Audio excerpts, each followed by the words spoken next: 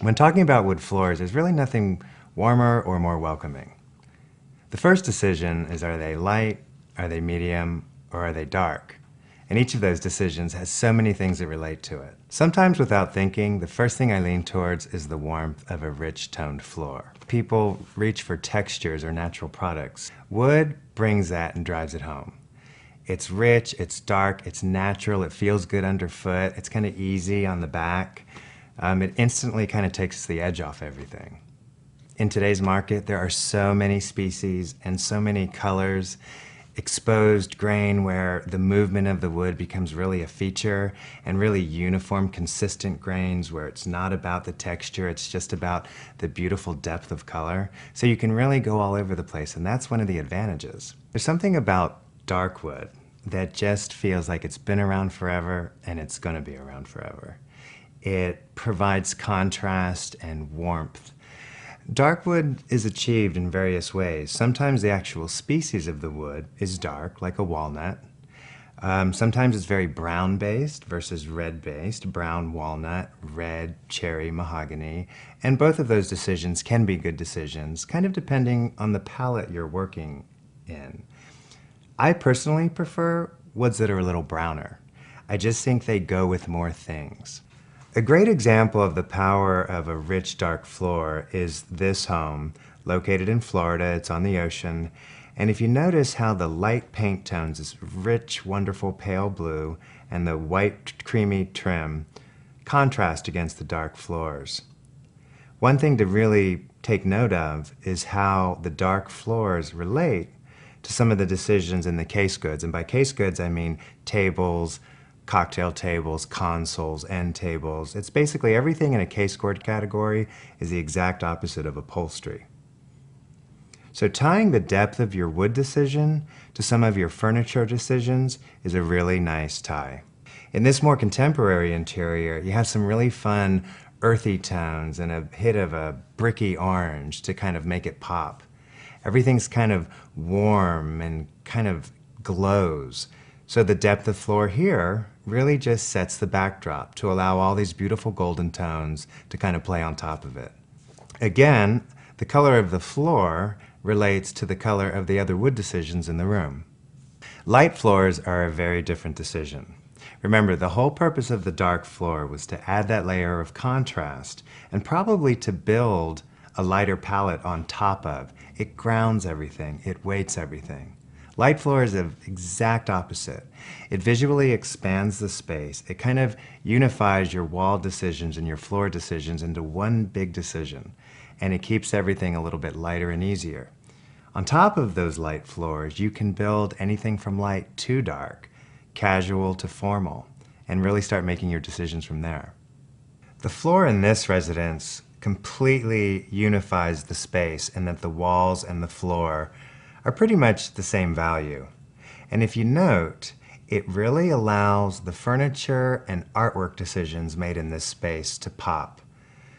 We don't try to mix the wood tones of the furniture or match the wood tones of the furniture to any of these decisions. We allow them to bounce around and kind of create interest. The artwork is bright and colorful. The accessories and collections are bright and colorful. The furniture, as far as value and color and tone, is a little bit all over the place, but the fact that we completely married the walls and the floors together allow this to be soothing and quite collective. Light floors do tend to keep an interior a little less serious. It actually makes it look a little younger and a little easier. There's a certain casualness and non-thought about ease that comes with a decision that's just kind of warm and candlelit in color. I tend to keep the fabrics a little lighter. I tend to keep things a little more linen and cotton based. It tends to provide the type of ambiance that you just kind of want to curl up and relax in. Don't be afraid to let the darker wood pieces of the furniture, the piano, the desk, or any of your ornaments be the accent, because they really do provide a nice contrast to the other decisions that blend into the background. This kitchen really highlights how beautiful buttery yellows and creams and the golden hues of a light floor blend together to create a great sunlit, relaxed interior. Painted cabinets are always a great combination with a wood floor, any color, light or dark. Medium-toned woods are that wonderful catch-all category between the light and the dark. And what's great about the medium tones is they have so much character. If you really think about the value of a medium wood, it can have knots, it can have raised grain, it can have a lot of species differential that add a lot of quirky charm to your space. If you're at all regionalized, and what I mean by that is maybe you're in a cottagey location or a lodge-like location or a coastal beachfront location and you want something just really user-friendly, a medium tone might be exactly what the doctor ordered.